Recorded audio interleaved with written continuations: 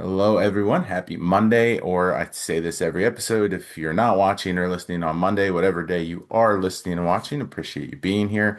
Another episode of Maximize Monday. And of course, I have a new guest with me. I have Bree joining me this week. Very excited about this just because you're actually the first person I've had on the podcast that's like started your own business to like in the service industry. I should preface with that. I've had people on that have I'd have started their own projects and taken that into their professional career. But really excited to talk to you about, what's going on. But thank you so much for taking some time.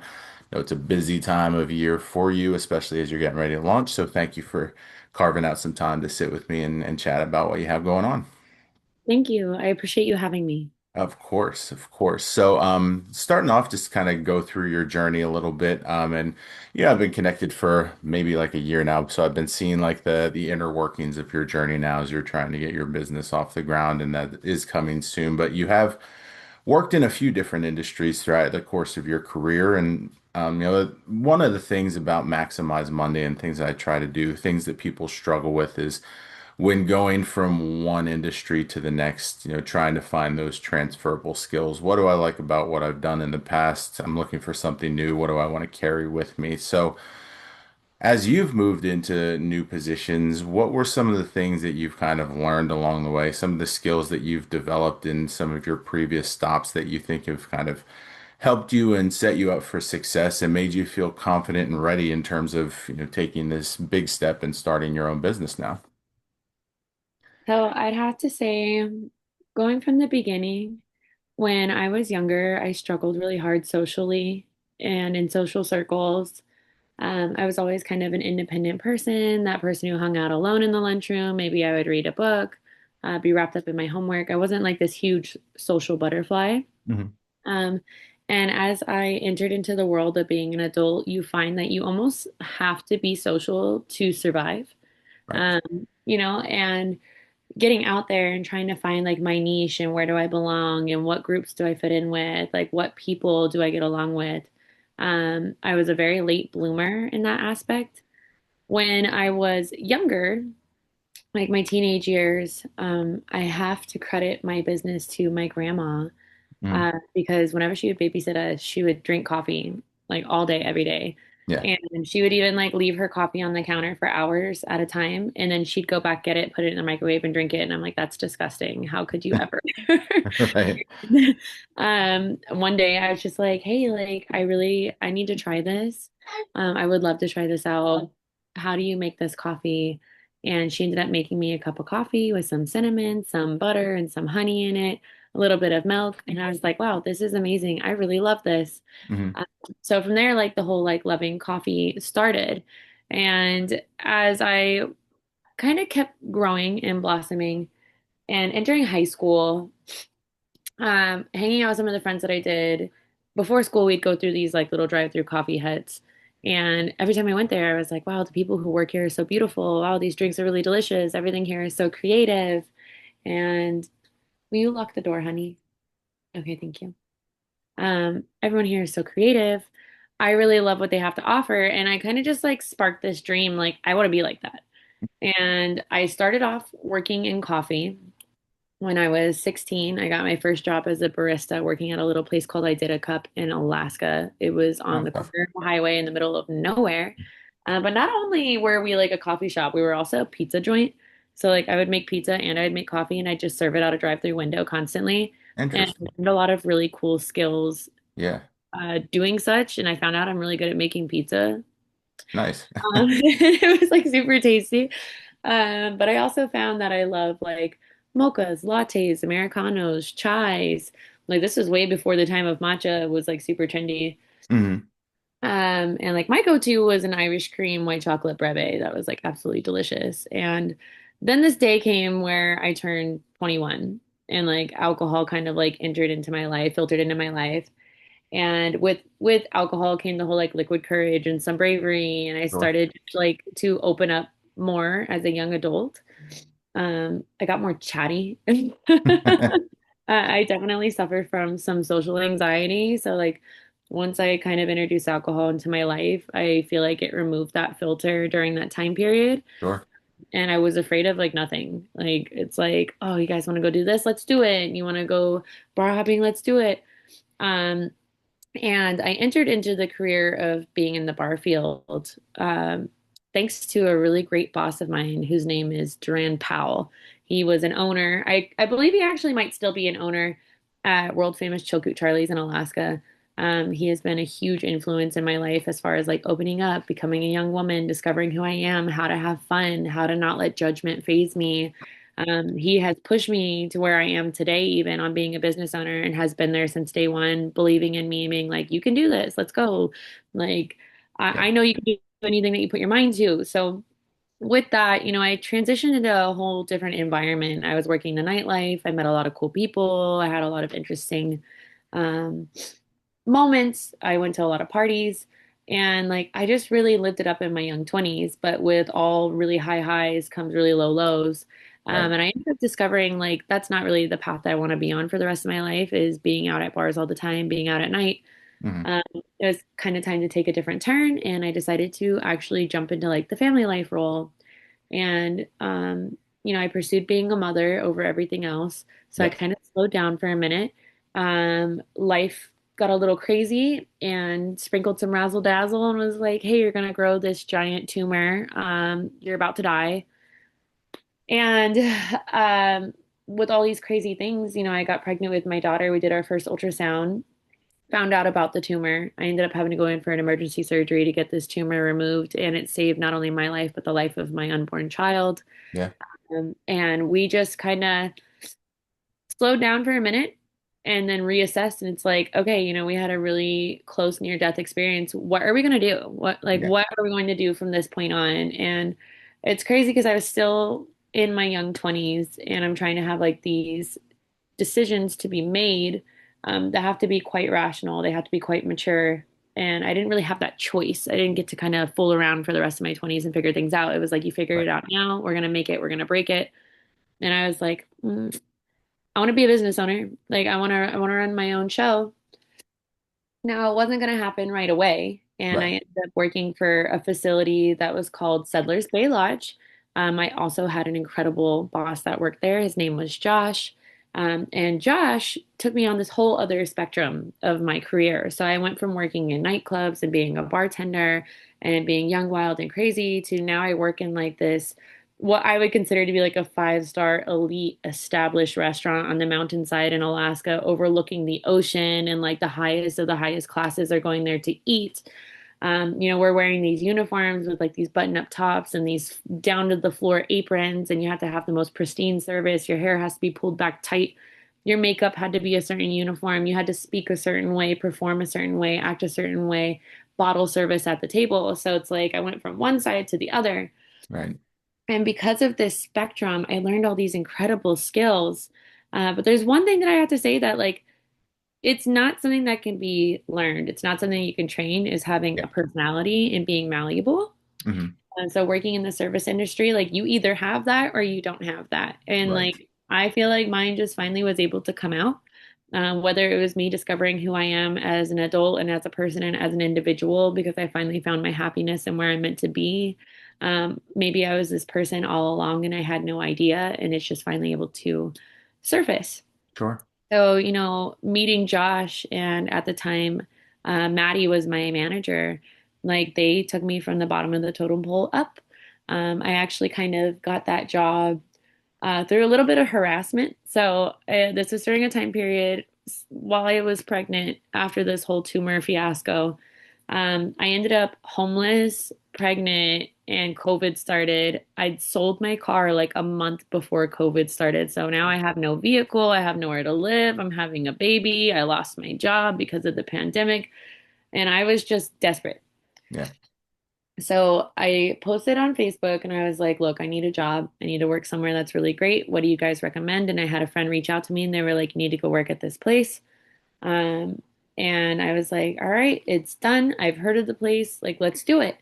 And I called, turned in a resume, and they said, thank you. We're going to look it over. And I was like, okay, cool. And I gave it a couple days. I didn't hear anything back. So I called again. I was like, hey, I'm that girl that turned in that resume. I wanted to know if you looked at it yet. What do you think? And they were like, no, no, we haven't looked at it yet. We've been really busy, but like we'll get to it. We'll give you a call. Hmm. So I call again the next day and they're like, no, we still haven't looked at your resume. Like, you're just going to give me a second. And I'm like, okay, well, I really want to work here. I want to work here. I want to work here. So I gave it like another 24 hours. I called back, and when they answered the phone, they were like, "You're really annoying. Like, you can come in on Tuesday." And I was like, "Listen, I want to work here, and I'm gonna be amazing. I promise you. Like, I won't let you down." Yeah. And when I went in, I did exactly that. I learned the menu from front to back. I tried to get the best service I possibly could. We were an establishment where you do several courses. You can have a soup, you can have a salad, you get this amazing filet mignon. We had these appetizers that were out of this world with like the butter garlic sauce on the oysters and the bread, fantastic, and the desserts out of this world. And that view, I'll never forget the view. But most importantly, I'll never forget the people. So when I started creating these relationships with the individuals through this restaurant, I started to really be treated like family. Like a lot Hmm. of people were like, "Wow, you're a really, really amazing waitress. We want that girl to serve us. We want that girl to be here. We want this person to take care of our wedding. We want this person to come to our birthday party. Like, this is the girl who's going to serve us all the time." And then when the time came where I was ready to like take that leap of faith and I was like, I know that I want to run a business. I know it's not going to be here and I need to kind of leave the state to get where I want to go. Hmm. I told my boss that I was quitting and leaving and he said, absolutely not. What do I need to do to keep you here? Um, and I said, you need to pay me $60 an hour.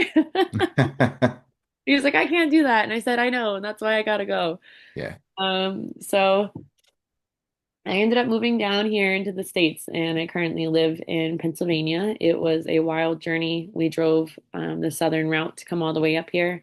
And when I first came here, I actually worked for a chain restaurant for a minute just to make sure I had the funds to kind of keep going and keep my family stable. Yep. After that, I actually worked at a brewery in downtown Pottsville. When I worked at that brewery, I actually developed a family within our community. I would bartend, and what would happen is we'd have a customer sitting on one end of the bar, a customer sitting on the other end. They wouldn't talk to each other. The whole room would be quiet and awkward. And I think it was really when I just started kind of like fundraising my own like business endeavors that I was like, I need to meet people. I need to Yeah. create a community of people who like believe in me and know who I am. And I just like swallowed this anxious nervousness that I had. And I was like, you need to be brave and you need to talk. And I would go up to that person who was sitting on that end of the bar and I'm like, hey man, what's your name? And he'd be like, oh, my name is Charles. And then there'd be this other man on the other side of the bar. I'm like, hey dude, what's your name? And he's like, oh, I'm AJ. And I'm like, cool, Charles, meet AJ. Like, let's sit together, let's chat. Like, Yeah. I'll come in a little bit closer. We'd start talking and then it would happen again. I'd have a couple come in and I'd start chatting with them, and as I'm chatting with them, like we'd all get super close and I'm like, okay, well, how about like Lexi meets AJ meets Charles meets Nate, and now it's like every Wednesday we're all meeting up together and we're filling up an entire bar full of a community of people that love each other and became Yeah. like this huge family. So as we did that, the town would be quite quiet on like a Wednesday night, maybe a Sure. Thursday night. And I was like, we got to do something to kind of like liven it up. Like, let's figure it out. And so I started doing like scary movie nights, or I do a potluck night, or I did Bloody Mary flights and we get really creative with the Bloody Marys. Like, we even had our own episodes of hot ones that we were doing at the bar at Oh, one point nice. where we were like, let's all bring different hot sauces and eat them. And we were dying. But like, it was just so worth it. Yeah. And, throughout this, I feel like I've lived a million different lives in creating what my own personality is and developing who I am as a person and as a service industry worker. I was able to complete that fundraiser for my startup costs on my business. Hmm. And like it started off as a crazy journey at first of okay, well, like, what's the first step? What do I do? And I think I've always kind of been an entrepreneur at heart. Like, when I was really young, I was a Girl Scout. Like, I'd go around and Yeah. I'd sell Girl Scout cookies. Or when we did the fundraisers through elementary school, I was like, I'm going to be the best. I'm going to raise $500 for my school for our field trip. Hmm. Uh, so, like, now this is just like a whole different concept of that. And I wanted to do it. I knew I wanted to do it. And it was either make it or break it. And I started to craft together and hand make little coffee tumbler cups. Hmm. And I'm not kidding when I tell you that I hand stickered each of them. every single letter I would hand sticker on, every single design I would hand sticker on. I'd get the little Mod Podge paint that you put on the tumbler to seal it. So when you put it in the dishwasher, it's dishwasher safe and your logo's not falling off. Yeah. And I just grinded and grinded hours and hours of doing that. And then I had zero skills in social media. So I went on Google and I looked up how to be good at social media. And And here you are. I was literally like, how do I use Facebook? How do I use Instagram? How do I Yeah. use Snapchat to benefit me? How do I meet people? And I really don't know. I can't pinpoint the exact moment that this happened, but I went from like, I'll say like being a nobody to like overnight I had 2,500 followers. And I Yeah. was, oh crap, like I did something. Yeah. I don't know what I did, but I did something and it's Working. working. It's Yeah. exciting and like people are invested and they're involved. And next thing you know, the fundraiser is going really well. And I had so many people literally spreading across the span of America who are like, we've met you, you served us, we met you here, we met you there, you were our bartender in Alaska, you were our waitress at this restaurant, you were our barista down in Anchorage, you were our barista in Wasilla, or hey, I met you in passing when we were going through Arkansas at the gas station and you told me about yourself. And it's like, I never in a million years would have thought I would make this much of an impact on all the Yeah. human beings that I've encountered in my life who are just like, we want to see this girl make it. Yeah. And I went from like doubting myself and being like, I can't make it to all of a sudden it's like, yes, you can. Yeah. You can. And, sometimes the weight of the world as a business entrepreneur, it feels like you can't do anything. But when you have enough people who are constantly telling you that you can, you start to believe it a little bit more every single day. Hmm. Um, and now, like, here I am today. Yeah. So going into owning my business, like it was really scary. Yeah. It's really scary. I've Uh, invested so much money into this project. I probably have a panic attack once a day. I cry at least once a week, and I'm like, am I doing the right thing? I'm so scared. I'm so terrified. Like, yeah. and we're just going through all these hurdles, and like having my trailer, like the first trailer that I got was a nightmare. Mm. Um, I was under this impression that it was going to be like a really great trailer to start. And maybe it would have been if I knew a little bit more, but like I'm very precise on like customer service and quality over quantity, Right. making sure that I'm giving out the best product possible. So like my first thing with being a manager of a lot of restaurants that I've worked in, coffee shops that I've worked in, bars I've worked in, is like health inspection, right? So Mhm. health inspection is very important, and I wanted to make sure like if I'm going to have a health inspector come in, I need to ensure that this is going to pass. Right. So, I broke down some cabinetry and I got down into the plumbing of this trailer, and the entire plumbing system was just full of mold. Oh, And I right. was like, oh crap. Like this is a problem. Yeah. And I was like, okay, first thing about plumbing, go on Google and be like, how to replace an entire plumbing system. And I was like, yeah, dude, I'm not qualified for this. Yeah. Like, gotta call in some help. So, I had some help come through, and next thing you know, I'm spending hundreds of dollars on trying to get this plumbing system done. But then, like, we find out this issue that the plumbing doesn't technically fit for what it is, and that gravity is fighting against our plumbing, and that we're going to end up having like backflow. And we had to redesign the layout of the inside of the trailer, and it was like thousands of dollars starting to pile on top of thousands of dollars. And then we found out that the electrical wiring that was wired into the bottom of the trailer, like, wanted to be a fire hazard. Oh, wow. Like, what? Yeah. What? Like, I just fixed one problem, I unearthed another. So I'm like, okay, like, let's fix that. And then, we fixed that. And then we ended up just calling it quits. Like, I had another issue pop up that I can't even remember what it was in this moment. And at that point, I was like, all right, you know what? This trailer deserves a woman with a nice husband who's in contracting. Yeah. So we're going to get rid of this, and they're just going to have to like figure that out on their own. I need something that's a little bit more ready. Right. And so we ended up taking that trailer to auction. She sold, and I took a really big loss on that one. And I think that was one of the most important business lessons that I've learned is you are going to have wins and you're going to have losses, but Yeah. like don't let those not losses knock you down. Mhm. Because they are very defeating. Like, and they might Yeah. make you want to give up, and they're very scary. But at the end of the day, going through those losses is how you're going to learn and you're going to get better. You're not going to Mhm. repeat those mistakes again. Yeah. Um, and trust me, I did not do that again. Definitely. I made sure of it. I was like, oh my God, I've already dumped so much money into this. And it was hard because you have the pressure of society. I had people constantly messaging me being like, when are you opening? When are you opening? When are you opening? We've been waiting forever. And I'm like, I know, I know. I'm Yeah. doing my best. I promise. I think about this. I work about on it every single day. I want to be open too. Yeah. Right. No Um, one wants it more than you. yeah, and I don't know whether it's like if it's God, the universe, fate, like whatever you guys believe in.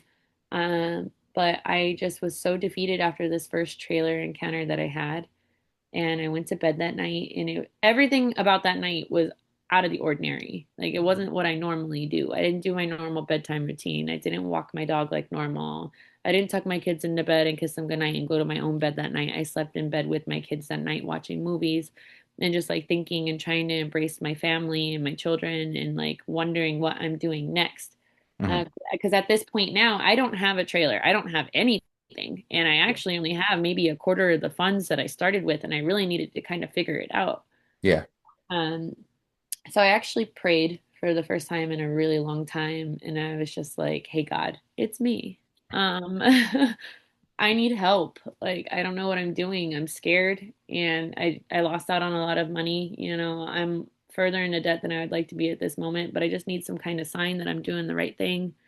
If you can give me that sign, that'd be really cool." Uh, Yeah. I'm like, I'm really feeling like it's just not happening for me right now. And I fell asleep that night. And this happened to me one time only. It's never happened again, which is why I'm like, oh my God, something happened when I prayed that night. Yeah. Um, my phone dinged at 3 o'clock in the morning and it made a sound that I've never heard before. And it alerted me, and I'm just like, what is that noise? Like, what on earth is that? And I have like this message that pops up on my screen, and it says, so and so posted in this group that you're in. And it's a group for mobile coffee business owners. And I was like, eh. So I clicked on it. And when I clicked on it, the ad said something like, selling my coffee trailer, everything in it. It was a huge list of everything. It says it was like brand new. They only used it for like 3 months. They got to get rid of it and they need to get rid of it right now. And the location was in the Poconos, which is like an hour, 2 hour drive away from me, which is crazy because this group is like global. Yeah. I'm like, if that's not a sign, I don't know what is. Yeah, definitely. And I looked at the timestamp. She literally posted it 3 minutes previously. So I messaged her and I said, what do you want for it? Like, I would come drive there and pick it up right now. What do you want for it? Like, you Yeah. tell me. And she's like, well, I put a lot of work in here. I don't want to undersell myself. And I was like, nope, I appreciate the honesty. I totally get it. I went through the same exact thing. Like, I would love to get back what I put in my previous trailer. I can only imagine what, you could have put in here because this trailer was beautiful. Uh, Hmm. flooring was great. The cabinetry was great. There was already inventory in there, cups, lids, syrups. I had a bun burner. Like, let's go. And, she ended up cutting me a deal. It was like $8,000 for the trailer. And I was like, perfect, let's do it. Um, when can I come? Like, I'll be there right now. And she's Yeah. like, come tomorrow, 5 o'clock. So it ended up being kind of like a little bit of a journey itself. And again, like being a business owner is constantly about being malleable, changing. You have to be able to improvise and like don't panic, take deep breaths. You have to remind yourself it's all going to be okay. Hmm. And, like this was my first big lesson in it's okay to not know anything as long as you're always willing to figure it out. Yeah. Because I drove to the Poconos. I met this woman. I took one step in this coffee trailer and I took a deep breath and I said, this feels like home. Like Yeah. this is it. Like it smelled so fresh and so clean and it was just so pristine. Everything was the way that I needed it to be. I basically was like, take my money. I want it. I'm driving away with it right now. Yeah. So, we sign all the paperwork. She hands me the title. I got her the money and I go to hook up to my car. And when I was backing it up, I found out that there's different size balls for hitches Ah, yeah. because, my ball didn't want to fit.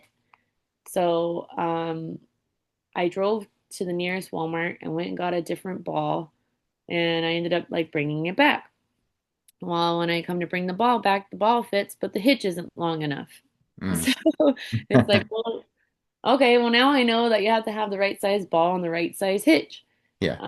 So, I go and I'm trying to figure out like what hitch I need. But not only that, my light system wasn't the right one. So like the trailer had like a 7 prong connector. I had a 4 prong connector, so they're not wanting to go in together. Right. And I ended up actually buying the wrong one where it was like a female to a male rather than a male to a female connector. So long story short, I had like 3 different trips to Walmart. I ended up not bringing my trailer home the first night because Walmart ended up closing before I had the right parts. So I went home. When I got home, I like let her know. I was like, "Hey, I'll be right back out there tomorrow. I promise. As soon as I get off work, uh, I'm gonna come your way." So the next day, I pack one of my best friends in the car. We drive back out there. I got all the right pieces, so I thought.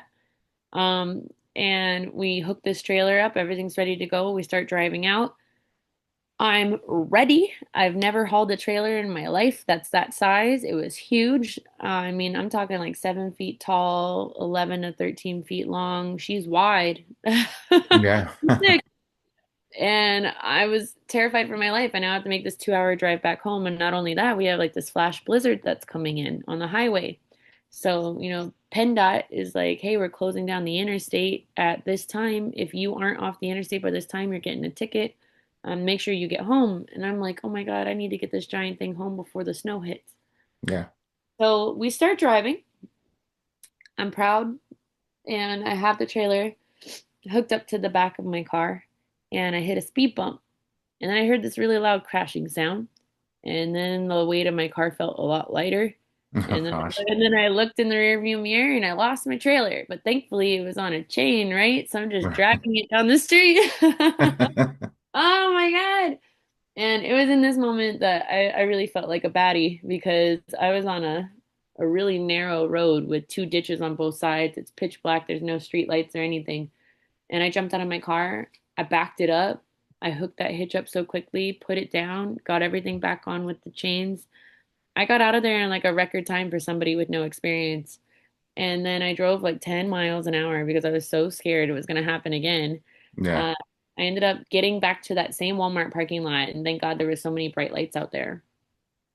And I was like, all right, we need to like look and assess. Something is wrong. Hmm. What is wrong? I have no idea. And it turns out that my ball just wasn't resting in the hitch all the way. So even though I thought it was locked in, it wasn't actually locked in. So I was able to get it readjusted, get everything hooked together, get the lights hooked up, get on the highway, and then drive home. And I got that trailer home, and my butt cheeks were clenched so tight the entire time. I was absolutely terrified. And then it was like a matter of dragging my SUV around with this trailer and then learning that you can't do that because SUVs have what is it, a 4V engine, and you need like a 6 to an 8V engine to haul something with that kind of weight. So, then I had to invest in a new vehicle. So then I had to get funds together for a new vehicle. And it's like, this is all just part of that grander scheme of you need to be malleable, you need to be ready to learn, you need to be ready to change, and constantly just adapt because business is just learning and taking those punches and those hits and just constantly overcoming them. You have to be able to jump over the hurdles.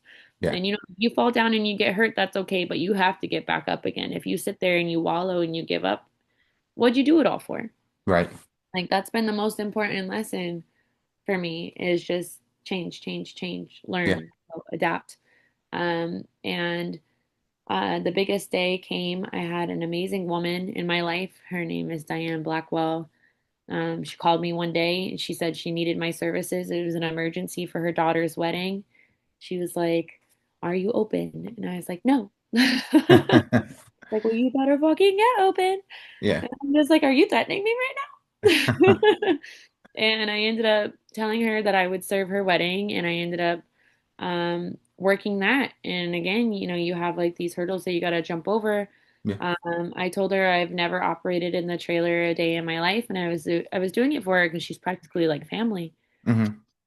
And I was like, I'm terrified. Not only have I never like turned everything on and used it to function, but I'm also doing this at a wedding for the very first time. And Sure. like that's a lot of pressure. Like what if the bride gets upset? What if the groom is upset? Like what if the father-in-law is upset? Like and they hate my service or everything goes horribly wrong. Hmm. So I told her that and she was like, "Look, we are a loving family. We don't care. Show up."